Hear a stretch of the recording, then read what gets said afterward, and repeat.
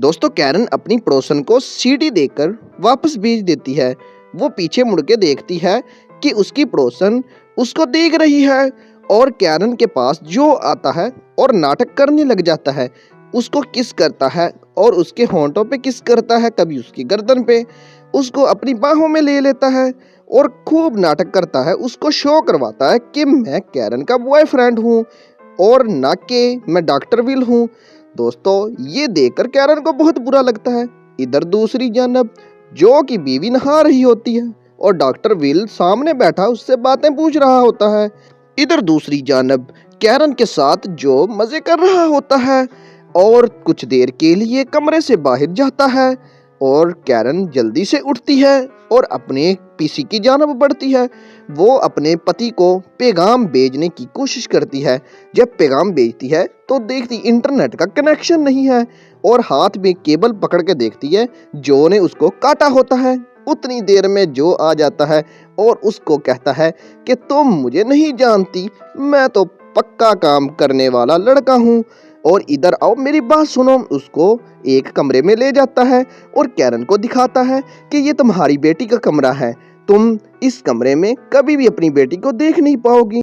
ये कहकर जो कैरन को दूसरे कमरे में ले जाता है और बेडरूम में जाकर कैरन के कपड़े उतारने की कोशिश करता है और उसको हाथ जब लगाता है कैरन कहती ये मैं खुद करूंगी, आप परेशान न हो, मुझे वॉशरूम जाना है, मैं आती हूँ।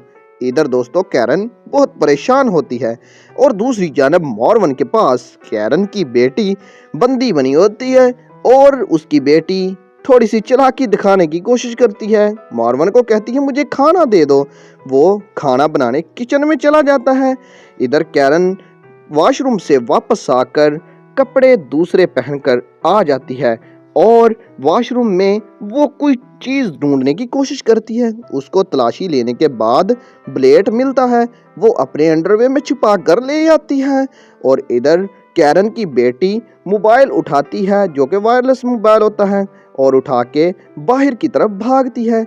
इधर दूसरी जानब कैरन जो के पास आती है और उसने बहुत ही शॉर्ट किस्म का लिबास पहना होता है और जो के साथ रोमांस करने आती है। जो उसको शराब का गिलास पकड़ाता है और उसको किस करता है, कहता है तुम बहुत अच्छी हो और बहुत ही खूबसूरत हो और जो उसके किसिंग करने की कोशिश कर रहा होता है कैरन उसको लात मारकर बेड पे लेटा देती है और कैरन उसका जिस्म चूमने लग जाती है और किस करने के दौरान कैरन ब्लेड पकड़ती है अपने अंडरवेयर के पीछे से ब्लेड निकालकर और जो को वो अपने कब्जे में ले लेती है और जो को कहती है कि अगर तुम हिले तो तुम्हारा सौदा काट दिया जाएगा। ये सुनकर जो बहुत ही परेशान हो जाता है और थ्रेट हो जाता है कि कैरन ने क्या कर डाला है। जो कहता है कि अगर तूने कुछ किया तो तुम्हारी बेटी मारी जाएगी और ये कुछ भी नहीं सुनती। ये कहती है कि मेरी बेटी को कॉल करो और जल्द से जल्द मॉर्वन को बोलो हमारे पास ले आओ। दोस्तों जल्दी से जो मॉर्वन को फोन लगाता है और फोन का रिप्लाई नहीं मिलता। इसके बाद कैरन जो को कट लगा देती है, उसका हाथ कट करके जल्दी से वॉशरूम में चली जाती है और एक खुफिया एडवाइस के जरिए डॉक्टर विल को मैसेज भेज देती है और इधर उतनी देर में कैरन की बेटी उसको कॉल कर देती है और बोलती मैं भाग गई हूँ। इधर जल्दी से जो वॉशरूम का दरवाज़ा तोड़कर कैरन को पकड़ने आता है और कैरन उसके ऊपर गन ताने खड़ी हो जाती है।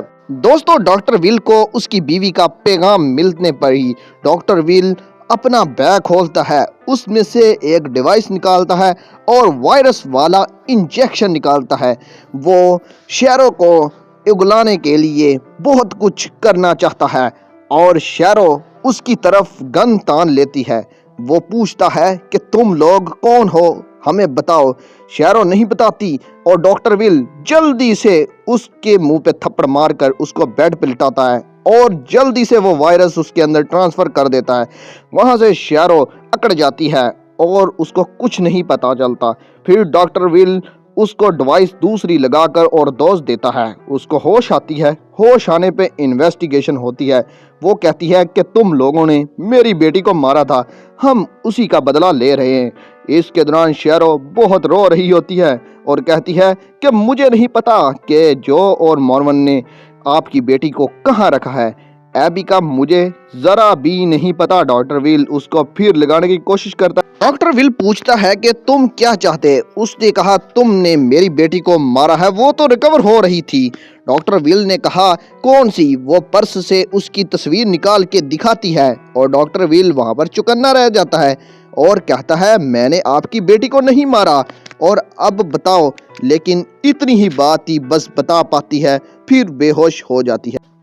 कैरन जो को मरहम पट्टी करती है और उसे कहती है कि मेरी बेटी से बात करवा दो। जो उसको तंग करता है, कहता है मैंने आधे घंटा लेट कर दिया, 1 मिनट भी ऊपर हुआ तुम्हारी बेटी मार्वन मार देगा। और काफ़ी मिन्नत समाज के बाद जो कहता है ठीक है मैं करता हूँ। फिर कैरन को तसल्ली हो जाती है कि जो कॉल करने लगा है।